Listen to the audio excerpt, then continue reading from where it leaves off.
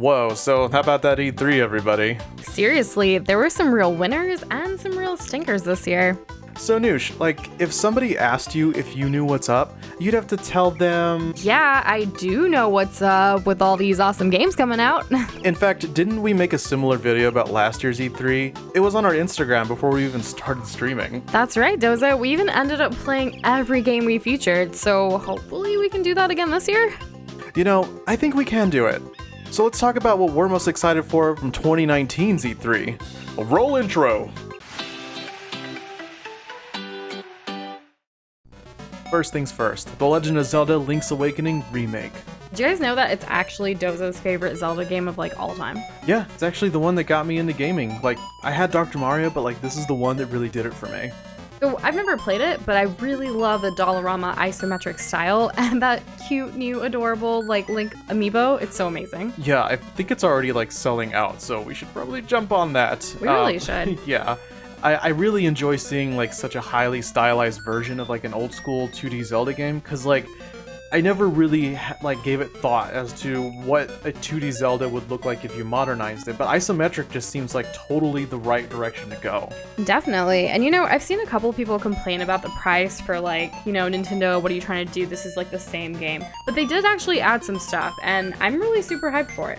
Yeah, I'm not sure how much more stuff they're adding, but the remake is based off of the DX version on the Game Boy Color. Honestly, it's just ultimately worth it for us, and we're definitely going to buy it, maybe even pre-order it. Yeah, so I can't wait to run through the game with you and uncover all of its secrets. Oh yeah, we're going to get into it. Oh yeah.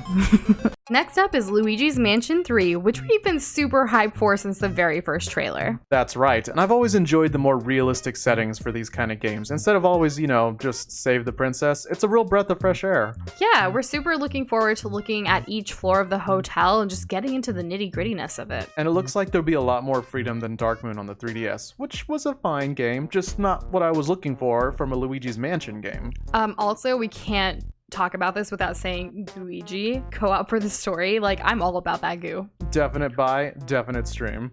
Oh yeah. Oh yeah. Next up is Super Mario Maker 2, which actually releases later this month. Oh my god, I'm so excited to play it. I'm really happy that it got a lot of attention at E3 for Nintendo Treehouse. And we definitely want to try out building a stage together, because I think with both of our minds, it's going to be the ultimate debauchery ever. Very much debauched, Noosh. And we're so glad Nintendo will let you play online with friends. That, and we get to play on the same Switch. Think of all the shenanigans. With all the new mechanics, we can't wait to see all the crazy and clever ways people will come up with so that we can die in their levels. That, and I think the most ultimate best part, in my opinion, is story mode with over 100 Nintendo-made levels, so we can totally stream it. Yes, please. Boom! Cadence of Hyrule. Where do we even begin with this game? It's been getting so much praise from Reddit, all over the internet, E3 crowd, literally everywhere we look. We played the original Crypt of the Necrodancer, but it was too hard to get into with its roguelike elements. Permadeath and losing significant progress despite really liking the concept of the game. It seems to be more like a Zelda with Necrodancer elements rather than a Zelda reskin of the original indie classic. Zelda music, dungeon crawling, what's not to like? And there's a story, and if you die, you only lose some currency or items, and you don't have to completely start over. We don't know all the specifics, though. Right, and there's co-op. So think of all the fun positioning strategies not possible in single player. So you get those badass movements where it all just comes together. But beware guys, when your partner moves, everything moves. So gotta be extra aware of that, especially for us, because I sometimes get lost. Yeah, sometimes we just have zero synergy, but sometimes we do. Yeah. And you can resurrect each other at specific points, which means both players stay more engaged in actually playing the game. And you can play as Link and Zelda, which is just, love. Now on to New Super Lucky's Tale. We didn't get into the first one because we don't have an Xbox, but we always wished for it. Yeah, why wouldn't you? Look at the adorable fox and the beautiful scenery in this game.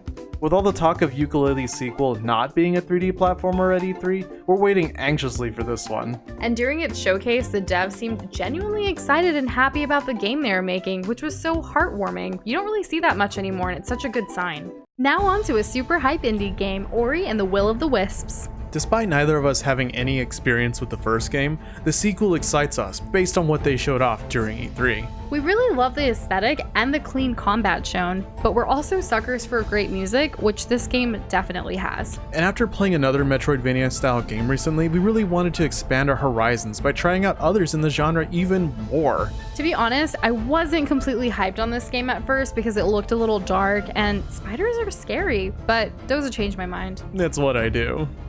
So you're probably wondering, when are they going to talk about Pokemon? Let's talk about Pokemon. All right, we're talking about Pokemon Sword and Shield. That's right, we actually got more information on these titles, even though it was really short after the Pokemon Direct that we had, so that's really cool. Yeah, we're really hyped for the open world, and let's not understate the free camera movement. Okay guys, free camera, hype. We're even more hyped for wild Pokemon spawns over just random encounters. It makes the whole world feel more lived in and alive, and it hopefully carries through the whole game, just like we have with Pokemon Go in the real world. Right? And super neat little toss to the fans, with maybe seeing other players exploring the terrain in your own game would be cool. Yeah, we're also looking forward to how the raiding and dynamo mechanic will change up the gameplay loops. It's a little unconventional for Pokemon games, but who knows what will happen. They always have some kind of random gimmick every generation, and we're excited to see how this one goes. But it's not all fun and games, guys.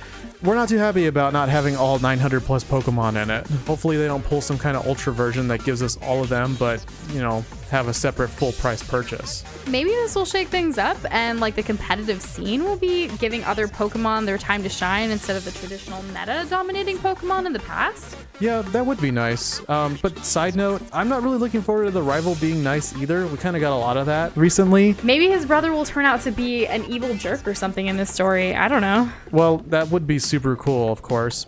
But maybe we could choose a rival difficulty, and the harder difficulty makes him more of a jerk. That'd be awesome, right? Maybe more cutthroat. Perhaps, but I really miss the rivals of Red and Blue and Gold and Silver, especially Gold and Silver. Regardless, this generation of Pokemon should be worth the wait, and we're really excited to get into it on the Switch. We don't know much about this one, but this wouldn't be an E3 2019 video without Breath of the Wild, the sequel. Nintendo saving this until the very end of the Direct made us completely lose it. And during the trailer, we saw Zelda looking like she's ready for action, with an added super cute adorable haircut, might I add. Do you think she'll be a playable character? Dare I say, co-op? Yes! I would love to be the Zelda to your Link. You know, I'd love that too, but it kind of looks like they get separated in the trailer, so hopefully they get back together. Hopefully, and when the Hyrule Castle rises, or falls, you don't really see the shrines and towers. What's that about? I don't know, does that mean that those haven't risen yet? Maybe this is a prequel. Maybe. Obviously the trailer gave us so much without actually giving us anything at all. After watching, nay, experiencing the trailer together, all I could think was, we have additional questions. Absolutely. Additional questions that must be answered because the possibilities are endless. Hopefully we can play all the other Zelda games on stream before this one comes out. Goals, we'll try. You know what? We'll try. We'll see. Okay. Great. Wishful thinking. Wishful thinking. Well, guys, there you have it. Our most anticipated E3 games and why. Of 2019. Yeah, of 2019. Right, yeah, right, yeah. Of course, yeah. But hey, Doza, do you think we put too much Nintendo? Nah. You're right. You can never have too much Nintendo. Right, guys? I'll agree to that. Thanks for checking out this video and let us know what games y'all are looking forward to in the comments below. Love y'all.